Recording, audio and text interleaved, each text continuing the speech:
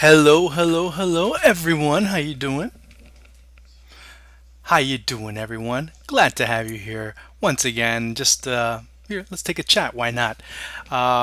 First of all, I just want to wish everybody Merry Christmas, Happy New Year, whatever you want to celebrate. I don't care as long as you have a good time. That's all I care about. To be quite honest with you, wearing here my USA Rugby sweater. Still hot, man. And trust me, yeah, I'm really having a hard time here trying to make things happen. But it's all good. It's all right because you know what? It's all about you guys because you're the ones that make have helped me what little I've been able to do. It's that's you're the ones that are responsible for that. There's nobody else. There's no one else that I can really go and attribute that to, but you guys. I mean, it's just what it comes down to. You're the ones that read me. You're the ones that watch me. You're the ones that interact with me. So therefore, I have to owe a lot of gratitude to you guys. Okay. All right. Enough said about kissing your ass, but it's all good. Now, a couple of things have come up. A couple of people have talked about Abby Wambach. Look, whatever she said, hey man, everybody has a right to be happy, to be miserable, to be intelligent, and also to say a couple of things that really don't make sense. To be honest with you, if you've been in a position that's pretty much on the outside looking in, we've all been through that situation as far as that's concerned. We've heard many people say, well, you're not American enough. You're not American because of this. You're not American because of that. It is what it is, okay? Let's be honest. She's not famous because she is a Rhodes Scholar or anything along. She's famous because she's a football player, and sometimes football players say things that sometimes they might lament later on. Take it for what it is, man. I mean, really, there's no reason to get upset. Uh, it is what it is. They football players sometimes say that, and and the heat of the moment, they might say something that they're going to lament, and I think she is lamenting that right now. What else can we do? You hear it all the time on the street. You hear it all the time, especially if you're a Latino, especially if you are an American born abroad. You hear that all the time. So I mean, has that really changed? I don't want to make this just social because I'm about to step into another social issue in about a couple of minutes. So keep that in mind. I mean, it is what it is. I mean, each one's entitled to their opinion. Sometimes the opinion is not the most informed. Plain and simple. Now, yesterday I was getting a lot of people talking to me about what happened over at the town hall meeting when Tim Lewicki, and let me tell you something. What Beckham has done and what the Beckham group has been able to do so far, being able to go out and talk to the community, make the effort at least to talk to the community, is 1,000 times more proactive than what the Marlins have done throughout the 20 plus years that they've been here. Let me be straight up with that because that is something that needs to be applied for. They were prepared. Yeah, okay, fine. The presentation was not there. They only had 2 weeks to get it done. So let's be completely honest about that. There you can't get a sketch design of a stadium and put it in a certain area. It was just there to make it fit. The way Tim Lewicki was able to handle the questions, I think he did a good job. Understand? I mean, what people aren't understanding, especially if you're on the outside of Miami, even on the outside of Overtown in that area, is that the area's changed so much in the past 15, 20 years. I mean, it really has. Uh, the people, I mean, the issues that they were talking about yesterday were so black and white, and no pun intended, because they were black and white. I mean, you had one part of the community of Overtown talking about, hey, you know what? There's violence, there is crime, there is traffic issue. What is going to happen there? What are the promises that are going to be made? Because the city of Miami, not just in the past couple of years, but for decades have really let that community down in a very big way. So just by plopping something down, say, "Hey, take this," it's something that's really been taken in a bad way, but not to the Beckham group. It was more to the politicians. And mind you, a lot of people are for it. I was talking to a lot of people at that town hall meeting. They're for it. They want that stadium there.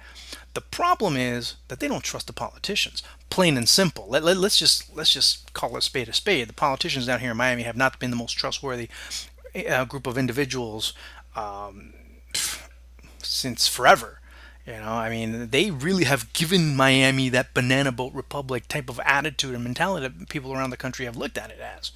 So I mean, when they say something, you kind of, you know, even when I've spoken to some of the politicians, I kind of, yeah, I report it, but at the same time, I start looking at it. I'm like, I take this with a grain of salt, knowing, where the source comes from.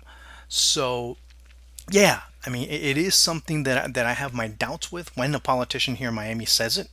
So, mind you, that's one of the big issues that I have a major problem with. So keep that in mind as far as this is concerned. Um, I just want to let you know that. I want to let you know that that's the big problem. It's not the Beckham group. It's not them. It's not those guys because they're doing their part. They're doing whatever they can. It's the politicians that get involved in that whole issue, the ones that people are having problems with. That's the big issue.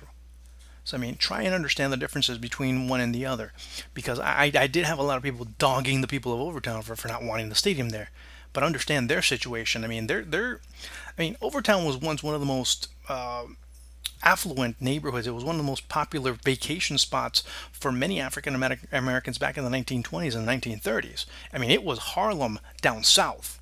I mean, that was one of what made this neighborhood such a hot spot back during those days. And then the neighborhood really started being torn apart back in the 1950s, 1960s when the uh, construction of I-95 goes right across your neighborhood because of eminent domain. Think about that for a second. If your neighborhood all of a sudden gets intersected by a highway in the middle, what happens to that neighborhood? Well, that's exactly what happened with Overtown. And people really haven't gone and seen the history. I mean, it's been at the center of a lot of race riots down here in Miami. It's been the center of a lot of racial tension and has had that type of significance as far as the recent history. Maybe if you go back 20, 30 years ago, seeing what type of history that has had because a lot of the politicians, a lot of the community leaders have turned their back on that community. Therefore, you do see that there's a big problem there. Again, they're not against David Beckham. Nobody's against David Beckham's group down here in Miami. The thing is that when they got the backing of the politicians, that's where the big problem emerged. That's where the problems started to come because nobody trusts politicians down here, especially with what happened after the Marlins, because they came and they were promising everything under the sun. Jobs, prosperity, and trust me, I go to that neighborhood frequently, and the last thing you see are jobs and prosperity. You don't see that. So I mean, it goes beyond the issue of kicking a ball. It goes into more social ramifications that need to be observed and really need to be looked at. I mean, Overtown also right now is being, I mean, developers are just salivating at the prospect of being able to construct there. So many are looking at it as a first step towards the gentrification of that whole area. And some might say, well, we need to get the poor people out because they feel, they're too comfortable in poverty. Those that say that really have never been through poverty. Really have never been through not knowing where your next meal comes from. Let's be plain and simple about that. That's what happens, ladies and gentlemen. That's really the whole situation between what's going on here. They're afraid. There's people that are literally afraid of not knowing where they're going to go. It's not just Overtown, it's Liberty Square. There's a whole sector of Liberty City that's already been blocked off in order to build high rises. I mean, high rise construction down here in South Florida has gone crazy. If you come down here, you start seeing, the ones that are constructed and the ones that are to be constructed. It's absolute chaos right now. So, I mean, don't look at it as just a stadium issue. It's a stadium issue that could have a ripple effect throughout a community, and that's what's leading to a lot of fear, a lot of speculation, a lot of rumors, and a lot of other topics that need to be looked at and addressed, and they haven't. And that was the big problem. That was the big issue at that town hall meeting. So when people start criticizing, when people start looking at just the only, oh, well, it's soccer. No, no, no, no, no. You have to look at it from a much deeper perspective because of the community we're talking about. And you know what? The differences were so vast, it was just funny to be hearing one group saying, hey, you know what? We have people getting shot in front of our house. We have, car accidents, 24, 25 car accidents in the span of a year right in front of our house because of the traffic signals, or not having traffic light signals in our area, or having just a stop sign to complement whatever is there. Meanwhile, the other ones are complaining, well, I don't want a stadium because my sun deck is going to not have enough sun during the day. White, black. Plain and simple. That's what it's all about, man. That's what it's all about. And people want this to happen, but the people that are looking to make it happen aren't the most trustworthy people out there. plain and simple. So those that have criticized me in the past about being anti Beckham or anti this or anti that, no, I just look at it from another perspective because I see that there's also a human portion that needs to be attended to. Some of these people don't care if the stadium is certified as a green stadium or anything like that, because a green stadium in your neighborhood doesn't pay your bills at home. It doesn't pay your rent. It doesn't put a roof over your head. It could, but usually stadiums don't do that unless there's a plan in place where those people will be able to get that type of revenue or that type of opportunity to work and be involved in the community, or have the stadium be involved in the community directly. Plain and simple. Black and white. You might not like it, but that's just the way it is. What can I tell you? Now, going on to FIFAGate real quick. I really wanted to get off because I have a couple of things to write over for Gazette the World. So I just wanted to say, just to be there. It's a mess. Everybody knew it was happening. Everybody knew it was going to happen. I per se, I had lost a lot of faith. I thought that there was that was pretty much it. Nothing else was going to happen, and just me being impatient because the investigation was just taking too long to get those final pieces together. And on the opposite side, you saw some guys like Sergio Hadwe, like Luis Bedoya, and many others that got involved. For the Hawit, those types of people that, well, you know what? Investigation's done, and they were pretty arrogant about it, and were flying into the U.S. and thought they were not going to get caught until they finally did. And when they did, they started singing like a canary. Expect some major, major news in, I guess you could call it Return of the Jedi, I guess, trying to use a more Star Wars type of theme, I guess, as far as that's concerned, regarding part 3 of what's going to happen in this FIFA debacle, because that's pretty much what it is. And it's kind of surprising that not a lot of Europeans are getting involved into this, because of course, European football is just so clean and so pure. I mean, Michel Platini is just such a philanthropist, and so is Angel Maria Villar, and so is Infantino over in Italy, and of course so is Mr. Sepp Blatter, right? But anyways, guys, there will be a lot much more going on as far as FIFAGate is concerned. As far as, I had a question, I remember that right now. Who in CONMEBOL would be ready to lead? Dude, there's nobody. Look what's going on in Argentina. Brazil has no one right now that really can step up. The only one that I could really see, and is more by default than by actual qualifications, is Wilmer Valdez, the president of the Uruguayan FA. There's really no one else. I guess you could say Arturo Sala would be a good choice because he's running, or looking to run, to become Chilean FA president, the former Chilean national team coach, and he has the support of Marcelo Salas, but we'll see how that goes.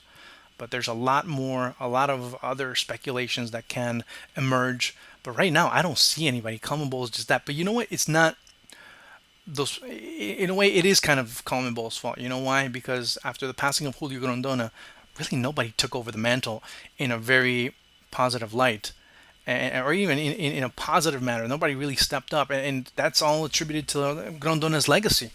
Grondona was just that much of a micromanager because he didn't believe in the other people around him, that he had to micromanage everything from something as complex as TV rights to something as minute and insignificant as trying to order lunch at a board meeting over at CONMEBOL or AFA or any of those other federations that he had to join a particular meeting in. That's how much power Julio Grondona had. And nobody has been really able to take on that responsibility and really harness it, really understand it, and really have the influence that he had. And that's one of the things that we're seeing in this huge power vacuum, where when some of the major players were taken out, there's just nothing there. There is absolutely nothing left in CONMEBOL as far as leadership is concerned. So if you're from a certain nationality, you want to go and join Paraguay or Colombia, hey man, you might have a shot of becoming a president of the FA down in South America. Why not? We'll see. Guys, before I go, I just want to let you know that for you and also my friends over and my followers over at Periscope, I'm going to be doing a giveaway. Thank you to the guys over at Soccer Local. You guys have been tremendous. I know I've been a little bit slack as far as getting this done, but I want to have it done by the end of the year, be able to give a special gift to one of my followers as far as that's concerned. So make sure you're following here. I'm going to give you details in the next couple of days on Twitter so you know what's going on. I will announce it here on YouTube, so be able to watch it, check it out, and I will guarantee you whatever you choose, you will not be disappointed because Soccer Loco has some really kick-ass stuff. You're going to enjoy it. Guys, it's been a pleasure. Have a great Christmas, New Year, whatever you are going to celebrate, do it. Do it safely. Do it with friends. Do it with whoever you want to do it with, which is all good with me. But be able to just enjoy and be grateful and be having a great time, man. I'll be sending you all the shout outs and all the positive vibes and everything that I could possibly send to you is going your way, man. Guys, you are awesome. Thank you. Peace. Out.